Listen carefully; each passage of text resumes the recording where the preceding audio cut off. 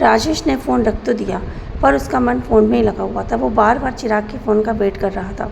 काफ़ी देर हो गई। जब चिराग का फ़ोन नहीं आया तो राजेश ने खुद आगे होकर फ़ोन लगाया और चिराग से कहा, चिराग मैंने कितनी देर पहले बोला था कि तुम मुझे कॉल किया ना, तुमने मुझे बताया क्यों नहीं कुछ फ़ोन लगाकर। चिराग ने कहा, सॉरी पापा, एक्चुअली मैंने नीरज से बात कर तो ली थी, पर मुझे बहुत तेज़ भूख लग रही थी, तो मैं खाना खाने लगा और मैंने सोचा उसके बाद आपसे बात करता हूँ। तो राजेश ने कहा, अच्छा वो सब छोड़ो, ये बताओ कि क्या बात हुई नीरज से। तो चिराग ने कहा, एक्चुअली पापा उसके डैडी आज बाहर गए हुए हैं। तो राजेश ने कहा, अच्छा वो कब तक लौटेंगे, वो जब आए मैं उनसे तब मिल लूँगा, शाम को, रात को। तो चिराग ने कहा, नहीं पापा, वो आज देर रात तक बाहर से आएंगे और मैंने नीरज से बोल दिया है, वो जैसे ही आएंगे वैसे ही मैं आपकी मुलाकात उनसे करा दूँगा। तो राजेश ने कहा, ठीक है, यदि हो सके तो कल मेरी उनसे तो मुलाकात करा ही देना। तो चिराग ने कहा, हाँ पापा आप टेंशन ना लें, मैं कल आपको उनसे मिलवा ही दूँगा। ये कहकर राजेश ने फ़ोन कट कर दिया। सारे दिन के बाद राजेश रात को थका हारा जब घर पहुँचा तो शिल्पा बहुत उदास थी। तो राजेश ने शिल्पा से पूछा, क्या बात है, तुम आज इतनी दुखी क्यों हो। तो राजेश से शिल्पा ने कहा, आपको तो पता है मैं वाणी को लेकर टेंशन में हूँ और मैं सोच रही थी कि आज मैं रात भर वाणी पर नज़र रखूँ, पर कैसे रखूँ मुझे कुछ समझ में नहीं आ रहा था, इसलिए मैंने सोचा है कि आज मैं वाणी के साथ ही सो जाऊँ। राजेश ने कहा, हाँ ये तो बहुत अच्छी बात है, पर तुम क्या बोलोगी वाणी से कि तुम उसके साथ क्यों सो रही हो, कहीं उसे किसी तरह का कोई डाउट ना हो। तो शिल्पा ने कहा, हाँ वो तो है, पर मैं उसके लिए कुछ सोचती हूँ, आप वो सब मुझ पर छोड़ दीजिए और चलिए आप खाना खा लीजिए। उसके बाद शिल्पा ने राजेश से कहा, क्या बात है, आप भी कुछ परेशान से लग रहे हैं।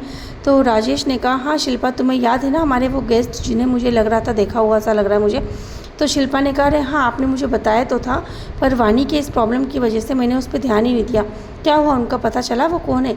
तो राजेश ने कहा, हाँ शिल्पा, कल चिराग रात को जब रूम में आया था तो उसने मुझे बताया कि उसके पापा इंस्पेक्टर हैं और वो काफ़ी पहले हमारे यहाँ पोस्टिंग पे थे। ये वही इंस्पेक्टर हैं शिल्पा जो उस रात हमारे घर आए थे जब भैया भाभी का एक्सीडेंट हुआ था।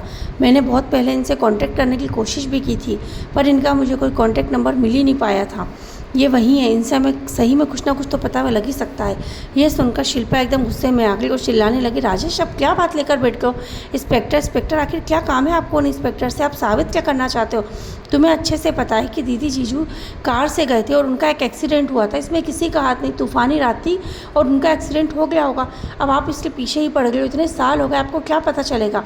अभी हमारे सामने जो हमारे बच्चे हैं हमें उनका ध्यान रखना है, हमें उनके बारे में सोचना है। आपको अगर मालूम पड़ भी जाएगा तो आप क्या कर लोगे, हम अब कुछ नहीं कर सकते। यह सुनकर राजेश हैरान हो गया। राजेश शिल्पा पे चिल्लाने लगा, सोचने लगा कि तुम इस बात को इतना लाइटली कैसे ले सकते हो शिल्पा। सोचो, अगर हमारी भैया भाभी का किसी ने एक्सीडेंट कराया होगा तो हमें उन्हें सज़ा देना चाहिए, हमें जानना है कि क्या राज है इसके पीछे, क्योंकि मुझे पूरा यकीन है कि मेरे भैया का कभी एक्सीडेंट हो ही नहीं सकता, वो एक्सीडेंट कर ही नहीं सकते, स्पेशली तब जब उनके साथ उनकी फैमिली हो, उनकी छोटी बच्ची उनके साथ थी, तो वह इतना केयरलेस होकर गाड़ी कैसे चला सकते हैं। शिल्पा ने कहा, केयरलेस होकर गाड़ी नहीं चला रहे थे, पर हो जाता है ना जाने अनजाने में एक्सीडेंट, इस पर किसका बस चलता है, हो गया होगा। फिर अब जो हो गया हम उसको तो बदल नहीं सकते ना। अब आप ही बताइए, अगर हमारे सामने कुछ आ भी गया तो क्या हमारे दीदी जीजू वापस आ पाएंगे। जब वो वापस नहीं आ सकते तो हम इस बारे में इतना क्यों सोचें। अभी हमको सोचना है उनकी आखिरी निशानी वाणी जो हमारे पास है, हमें उसके बारे में सोचना है। और आप ये फालतू बातें लेकर बैठते हैं, फिर आपको इस बारे में जो करना है आप कीजिए, मुझसे इससे मतलब नहीं है। बस मुझे अभी ये जानना है कि आखिर वाणी को हुआ क्या है, क्यों वो ऐसे कर रही है, क्या राज है इसके पीछे। बस मैं इसी चीज़ को लेकर परेशान हूँ राजेश ने कहा, ठीक है, तुम्हारी चिंता भी अपनी जगह है शिल्पा, पर मेरी चिंता को भी तो तुम समझने की कोशिश करो। और चलो, अब रात ज़्यादा हो गई है, तुम जाकर वाणी के रूम में सो जाओ, मैं भी अपने रूम में जाता हूँ। और तुम देखना जो भी बहाना बना देना, इसके बाद अब हम सुबह बात करते हैं। यह कहकर राजेश अपने रूम में चला गया।